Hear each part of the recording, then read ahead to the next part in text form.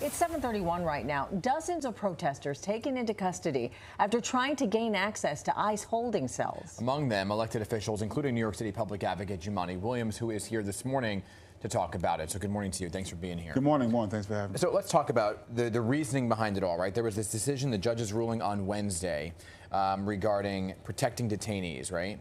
Was this aimed at that decision? What made you guys want to do this? I think there was a good nexus, but many of us have been very concerned about what's happening in 26 Federal Plaza for quite some time. That judge's ruling just continued to show not only is it immoral, it's illegal what they're doing there. And so thank you for some of my colleagues, including Brad Lander, who went upstairs trying their best to get in. Thank you to my colleagues and New Yorkers who stood and blocked the garage to prevent anyone else from being taken and kidnapped. This is what's happening in the United States of America, in New York City. This is an authoritarian regime. There are some things and some systems preventing the worst of it, but it's still what's happening. And we want to make sure that we're standing up to it and encouraging people to come out of their comfort zone. It's really important because human beings are being taken from us, our neighbors. Yeah, I mean, this isn't your first time protesting out there. Has anyone ever been able to gain access to that holding area on the 10th floor? No one has, including congresspeople who actually have the legal right to inspect what's happening in federal facilities. And they've tried. They have tried a few times, and they've been denied. And this is really unacceptable. I mean, I still encourage the city to try to see if they can inspect. I'd rather them try and be denied than not try at all. I saw, I think it was Senator Tony Simone recommending that the governor try to withhold some of the utilities that go there. We have to do whatever we can because this president has shown that he's not going to stop doing what he's doing. And this is not about public safety at all, even a little bit. So where were you taken? Well, I was taken to a One Police Plaza. I'm not sure where all the protesters, but there was a number of protesters who were taken there. The reason I ask is because when Brad Lander was arrested the first time and the governor showed up to the building, right, he wasn't taken to the 10th floor. That's specifically for folks that are trying to get out of the country? Yes, so I'm not sure where they were taken after they were arrested. I don't believe they were taken back where other folks were. As a matter of fact, we were told that they zip-tied those doors so people can go in. So at this point, no one has seen firsthand what the conditions look like. We've seen the video and we have firsthand accounts. And the judge has made it clear that what's happening is pretty bad. What do you say to those folks from DHS that are saying this was just a stunt? This is always just a stunt.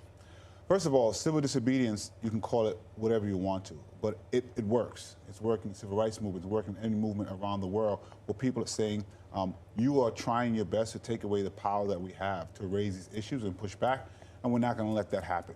And so that's what this is about. You actually want to raise issues, and you want to defy immoral, illegal actions that are occurring. And we want to tell people we do have power to push back on this. People often wonder what they would do back then. Well, now is the time to show it. So it's shameful. The DHS should be ashamed of what they're doing. They're duping people who are actually seeking asylum in a legal way and duping them to come in to be kidnapped, not know where they're going when they come out of their garage, don't even know what country they're going to, often not even the country of their birth. So you combine that with state-sanctioned media, you combine that with all the things that we're seeing happening in real time, and we're just encouraging people to find their place, do what you can with what you have where you are. Yeah, I mean, we've reached out to ICE, by the way, for a comment on what played out. We're still waiting to hear back from them. But to Hazel's point, right, I hear what you're saying about it making a difference, but it hasn't, right? It hasn't yet, and it's a number of officials have continuously gone back, and there hasn't been any wiggle room or discussion that has gone further about what's actually happening on the 10th floor. So do you think that if you keep doing it, it's going to change, or are we in a different time? So one, we're in a different time. Two, it is a very scary time. And three, it never does anything until it does. So if you go back and look in history, it sometimes takes some time. But it takes dedicated people to move forward. And one of the messages to New Yorkers, we often read about the people we read about, but there were tens and tens of thousands of names that we will never know that stepped up at a moment to play their part. And we want to make sure that everyone does that now, because people thought we were exaggerating about what can happen under a Trump regime, and it's happening. So has anyone that's been detained and put in that 10th floor holding cell, have they ever been Has anyone been released, and have you been able to speak with anybody about what's in there? We have spoken to folks who've been there, and they're the ones who have told us what was going on. Okay. That's where we first got the information. And then if you remember, the videos came out that really confirmed what was happening there. And it's quite disturbing. People need to remember these are human beings. These are people's families. These are neighbors. I remember people laughing about alligator Alcatraz in Florida, joking about if people come out, they might get eaten. Like, we have to rehumanize people.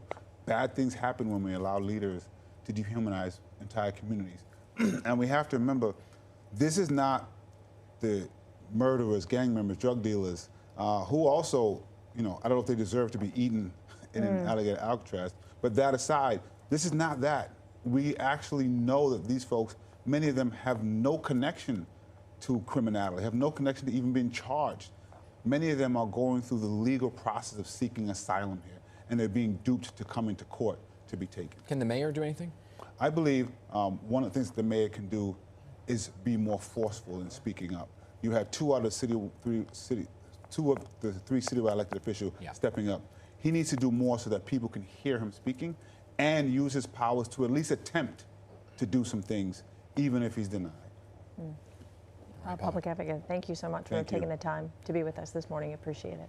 And that brings us to Picks in Politics tonight, everybody, going one-on-one with the first deputy mayor, Randy Mastro. I'm going to talk to him about this and other things, the mayor's management report, some things that need to be improved upon, right? And also the fact that there was some contention between the mayor's administration and the city council this week regarding some big city council hearings. Also, Joe Borelli, former city councilman and Republican, talking about if you are a Republican, who do you vote for in the race for mayor if you don't want to vote for Curtis Sliwa?